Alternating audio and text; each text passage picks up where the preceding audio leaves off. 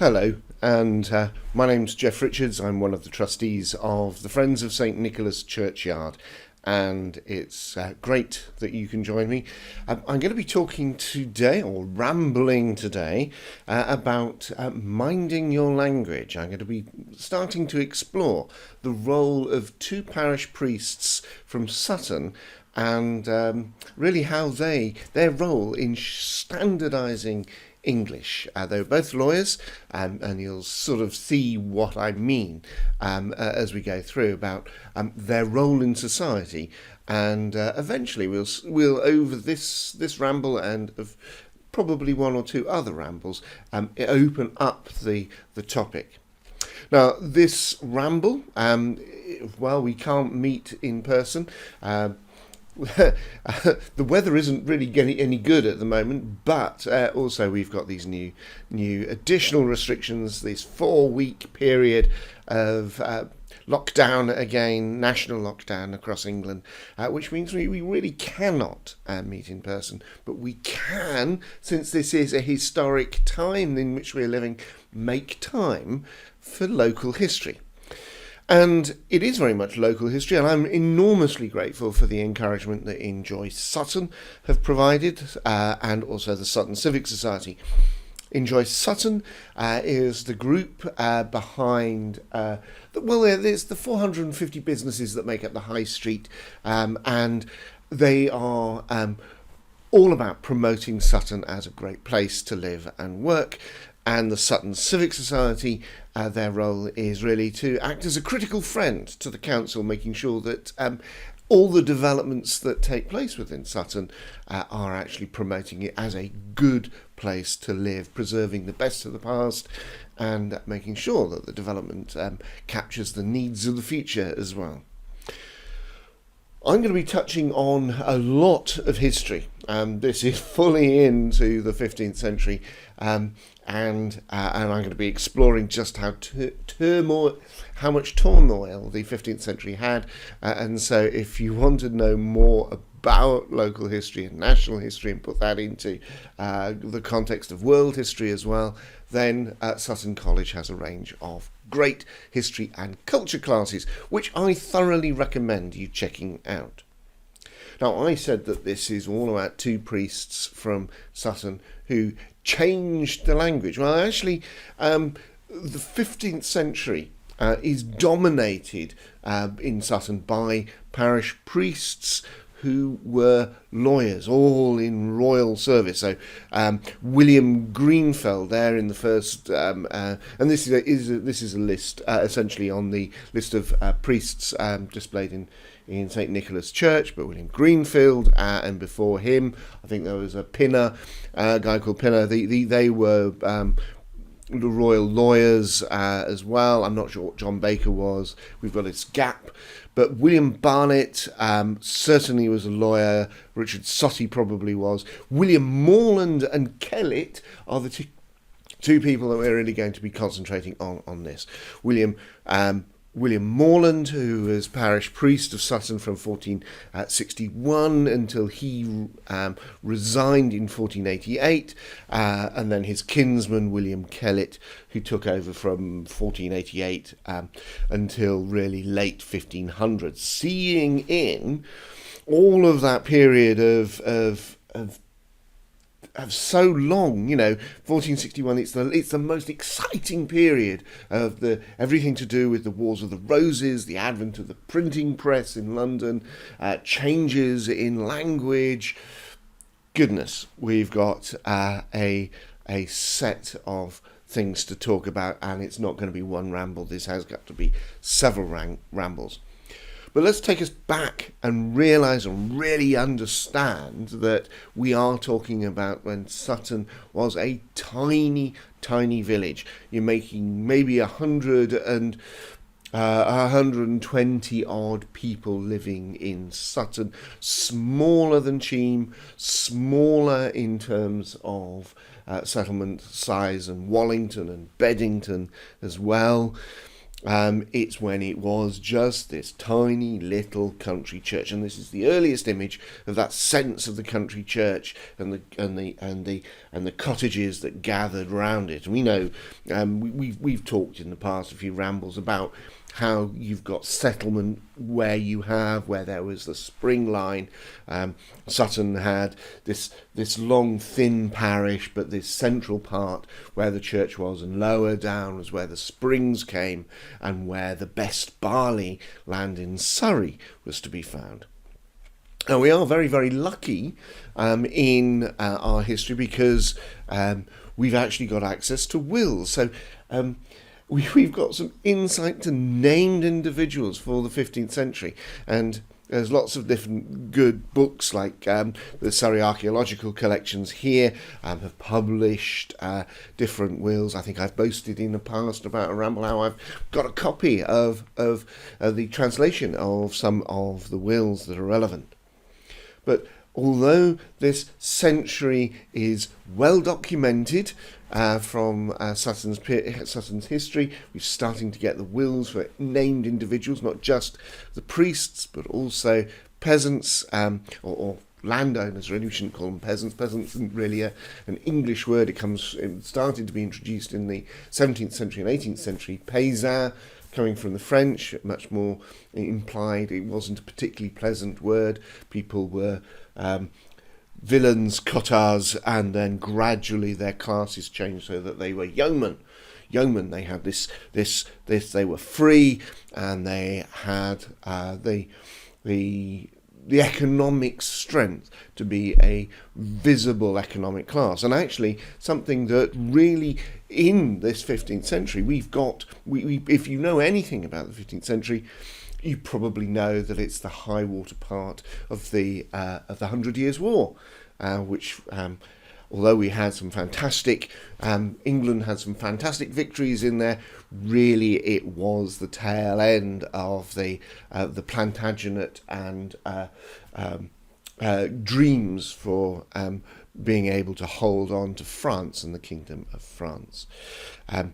If you know anything as well about the 15th century, if you probably know that through Shakespeare's plays, and you may have heard of Jack Cade's rebellion in 1550, and that's really quite an important contextual thing to think about where we are.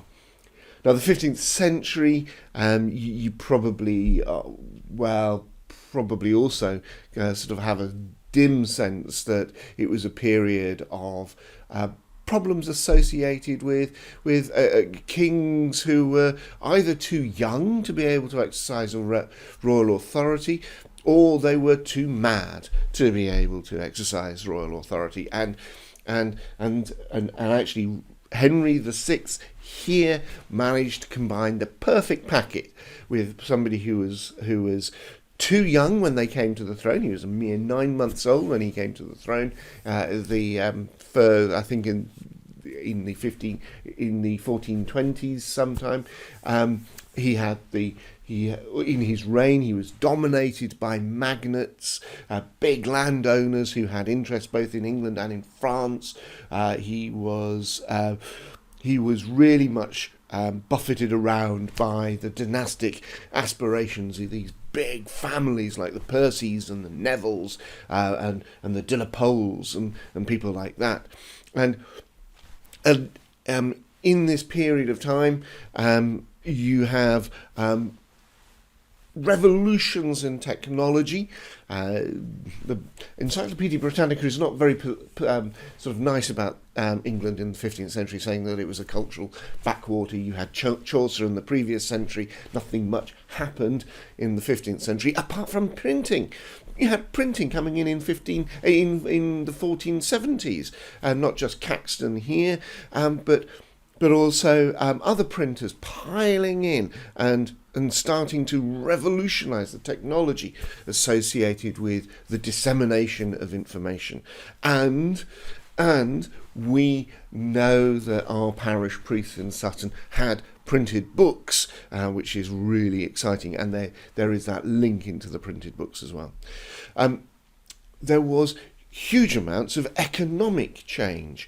You have a growth in the wool trade, in the mercantile strength of different companies. It would, at the end of the century, lead to things like the Intercursus Magnus, the great charter that Henry Tudor actually had signed, which governed the trade, which would eventually govern the trade between the Low Countries and the Hanseatic League, and even Venice and some of the Italian states were involved. City-states were involved in treaties like that.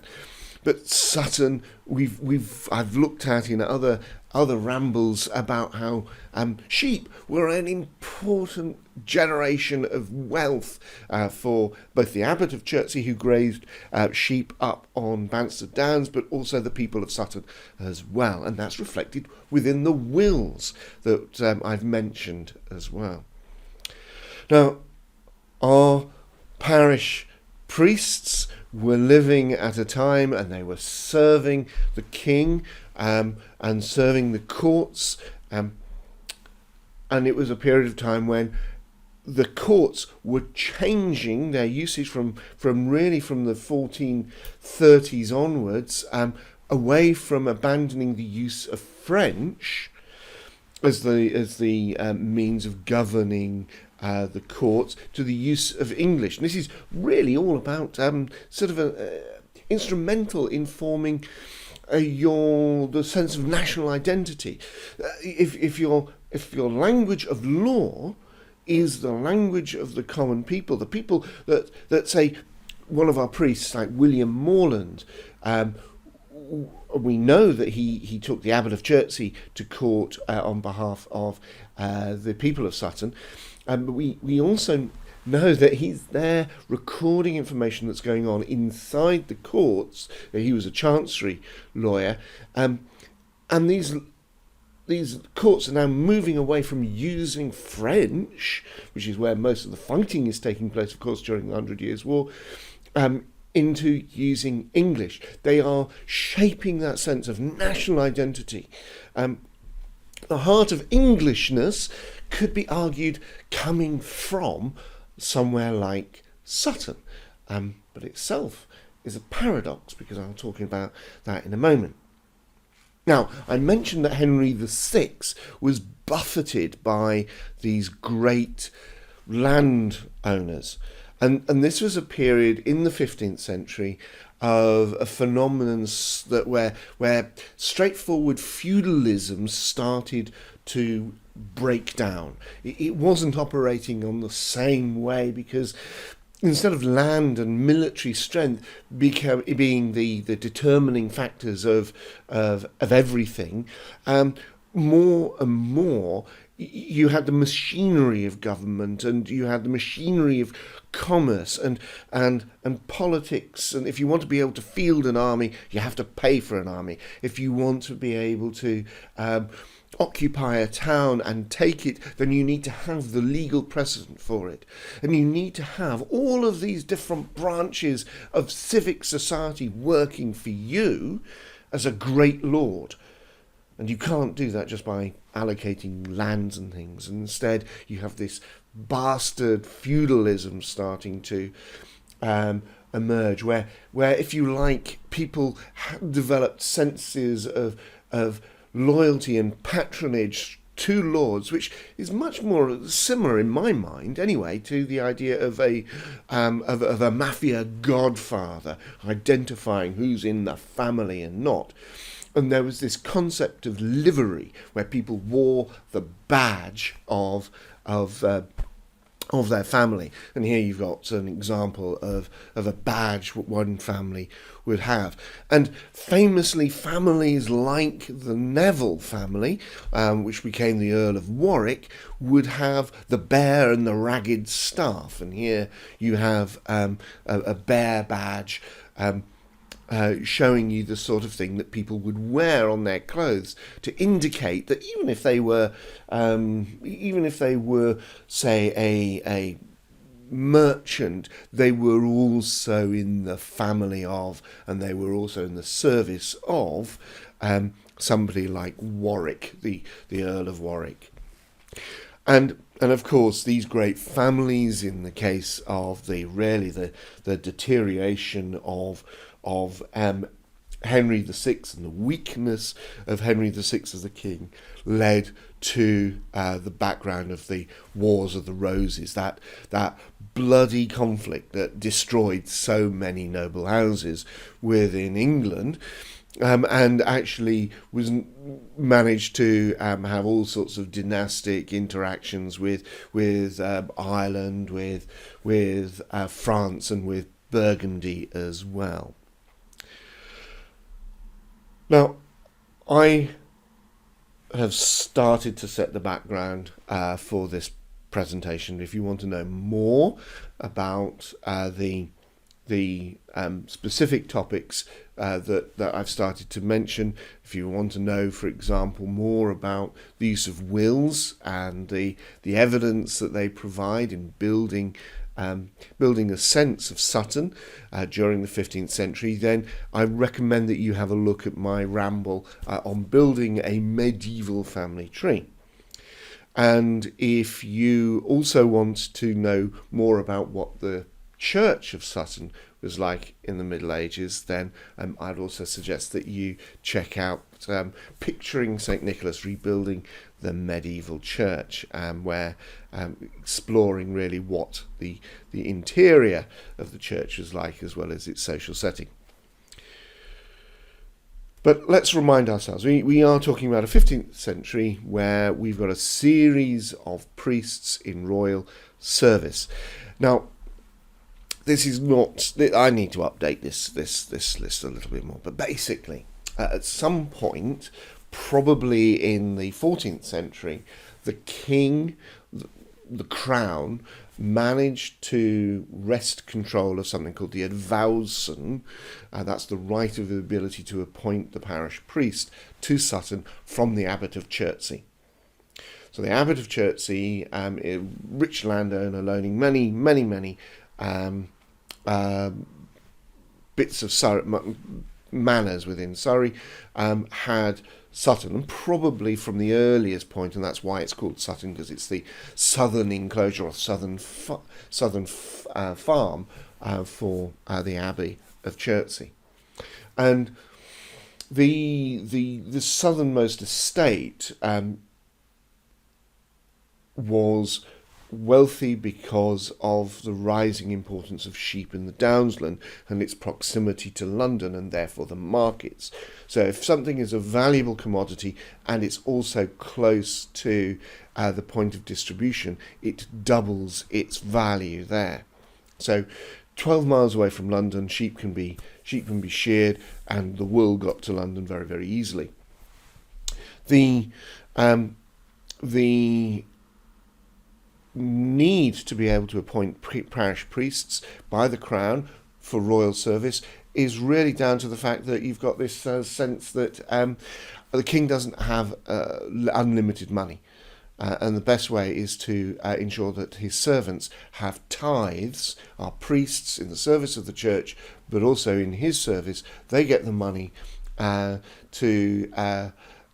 the living associated with that land as the tithes, 1/10 of all the movable goods and crops for that parish, and be able to support themselves with that. So it was it was worth money to the king to be able to appoint his servants. Now you see that all the way through, these are all lawyers. So Greenfield we know is a lawyer, Barnet was a lawyer, Morland a lawyer, Kellett a lawyer, Grigg a lawyer, Bennett a lawyer. See, all that service, all the way up to the Reformation, they're all lawyers in the king's service. And in the case of John Grigg and William Bennett, they were actually ambassadors to the Pope. So we are talking about seriously important, and Sutton is underplayed really in terms of its importance for providing that sense of history. But I want to go back to something that really midpoint of the century, 1450, because at 1450 it was really when France was lost, and there was major disruptions in the 15th century. You've got Jack Cade's rebellion. Now, I mentioned earlier on Jack Cade's rebellion, that was 1550. There was a whole set of particular circumstances, you could argue, as to why the men of Kent revolted, but it wasn't just the men of Kent. There was a seriously amount of dissatisfaction. If you look at this, and I have to say, I found this paper from the Merton Historical Society, and I went, wow, this is brilliant stuff, because it listed the proportion of men who were pardoned just to settle the rebellion, basically after causing riots in London, Jack Cade's rebellion, after the death of Jack Cade. To settle things, they pardoned a lot of men who had taken part in this. But these men, interestingly, were from good stock. They were mentioned as yeomen, as parish or manor sheriffs, and these are people who had positions in society, and they were not the lowest of the low. They were sensible people who had been caught up in something that they were obviously very, very passionately concerned with.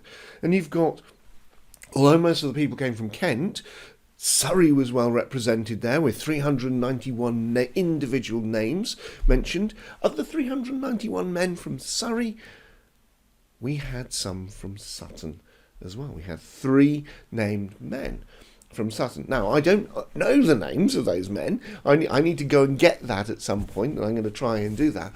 But if they are the people that, like Hitchcock or Cook, these are all names that we know from the wills that we've explored in previous times. These are named people from Sutton, and they would be a fantastic amount of information for us as to that sense of society.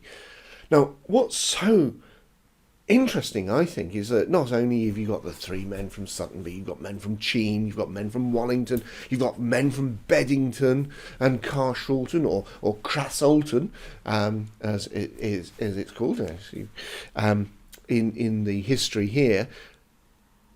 But what if you know anything about Jack Cade's rebellion? You probably know it from Shakespeare, and the quote, which is from Dick the Butcher to Jack Cade, which is "Let's kill all the lawyers," and the violence of seeing how things were really upsetting people.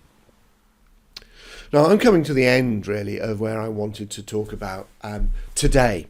I want to start to give a sense of what's happening now. These lawyers came from all over the country. They were not local men. They weren't Londoners.